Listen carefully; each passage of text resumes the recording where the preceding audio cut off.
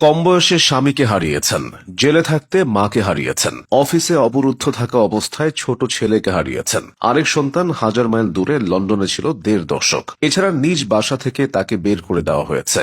খালেদা জিয়ার জীবনের পুরোটাই ত্যাগ ও সংগ্রামে ভরা। খালেদা জিয়া চাইলে উন্নত কোনো দেশে বাকি জীবনটা আরামে কাটিয়ে দিতে পারতেন, তবে তিনি একবার বলেছিলেন, আমার স্বজনহীন জীবনে দেশবাসী আমার স্বজন, আল্লাহ আমার একমাত্র ভরসা। আমি যেমন থাকি, যেখানেই থাকি, যতক্ষণ বেঁচে থাকবো দেশবাসীকে ছেড়ে যাব না। বেগম খালেদা জিয়ার ত্যাগ ও সংগ্রামের সময়গুলো দেখে নিন। ২০০৭-৮ সাল। এই সময়টায় খালেদা জিয়ার পরিবার ও দল দুটোর অবস্থায় ভীষণ নাজুক ছিল। তার ২ ছেলে দেশ ছাড়তে বাধ্য হন। বড় ছেলে তারেক রহমান ছিলেন গুরুতর আহত, তিনি যান লন্ডনে। ছোট ছেলে আরাফাত রহমান কোকো ছিলেন অ্যাজমা রোগাক্রান্ত, তিনি যান থাইল্যান্ড ও পরে মালয়েশিয়ায়। এদিকে বিএনপি ছিল দীর্ঘদিন ক্ষমতার বাইরে। বিপর্যয় আরও ঘনিয়ে আসে ২০০৮ সালের ডিসেম্বরে আওয়ামী লীগ নির্বাচনে জিতলে।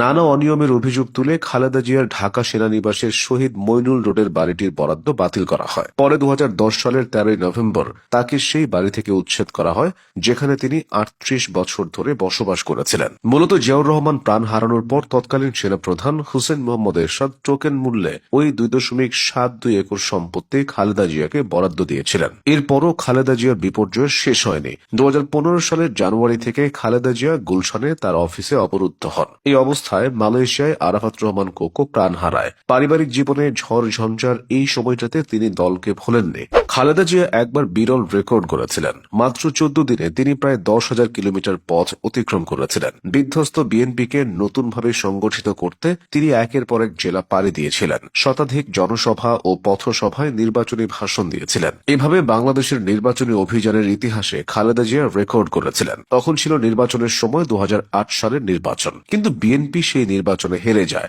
পরাজয়ের পরও তিনি নতুন উদ্যমে কাজ শুরু করেন। কিন্তু ২০১৩ সালের নির্বাচনের আগে খালেদা জিয়াকে অবরুদ্ধ করে রাখা হয়েছিল। তার গুলশানের বাড়ির সামনের রাস্তার দুই পাশে বালির ট্রাক দিয়ে আটকে রাখা হয়। ওই সময় খালেদা জিয়া রেগে গিয়ে পুলিশদের উদ্দেশ্য করে বলেছিলেন, এরা সবাই গোপালগঞ্জের নামই বদলে যাবে। কিন্তু ছোট ছেলে আরাফাত রহমান কোকো প্রাণ হারানোর পর থেকে খালেদা জিয়ার শরীর ও মন ভেঙে পড়ে। তিনি অসুস্থ হয়ে পড়েন। খালেদা জিয়ার অসুস্থতা তাকে ও বিএনপিকে বেশ ভুগিয়েছে। তিনি হার্ট, কিডনি ও লিভার সহ বিভিন্ন ধরনের রোগে ভুগছেন। তার হার্টে ৩টি ব্লক ছিল। আগে একটি রিং পরানো হয়েছিল। তাই ২০২৪ সালের জুনে তার শরীরে পেসমেকার বসানো হয়। হৃৎপিণ্ডে লাগানো এই পেসমেকার একটা ইলেকট্রনিক ডিভাইস। এটা নিয়মিত বিরতিতে হার্টকে সিগন্যাল পাঠায় যাতে হার্ট পাম্প করে। বেগম জিয়া আর্থ্রাইটিস ও ডায়াবেটিসেও ভুগছেন। এরপর লন্ডনে গিয়ে উন্নত চিকিৎসা নিয়ে দেশে ফিরেছেন। ইতিহাস তাকে অনেক কারণে মনে রাখবে। তবে আলাদা করে বলতে হয়, ৮০ দশকে জেনারেল এরশাদের সামরিক শাসন অবসানের লক্ষ্যে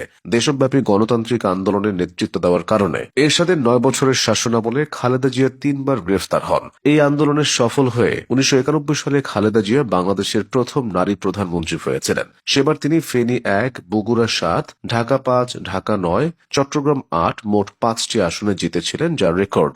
এই ৫ আসন থেকে তার মোট ভোট ছিল ৩,১৬,০৬৩টি। ১৯৯৬ সালের নির্বাচনেও তিনি ৫টি আসন থেকে জিতেছেন। এভাবে ১৯৯১ থেকে ২০০৮ পর্যন্ত অনুষ্ঠিত ৫টি নির্বাচনের মধ্যে ৪টি নির্বাচনে খালেদা জিয়া সর্বোচ্চ ১৮টি আসনে প্রতিদ্বন্দ্বিতা করে প্রায় ২০ লাখ ভোট পেয়েছেন। দীর্ঘ সংগ্রামী জীবনে তার প্রাপ্তি অনেক। তার নামের সঙ্গে আছে মাদার অফ ডেমোক্রেসি তকমা। ত্যাগ ও সংগ্রামের দিক থেকে তার তুলনা তিনি নিজেই।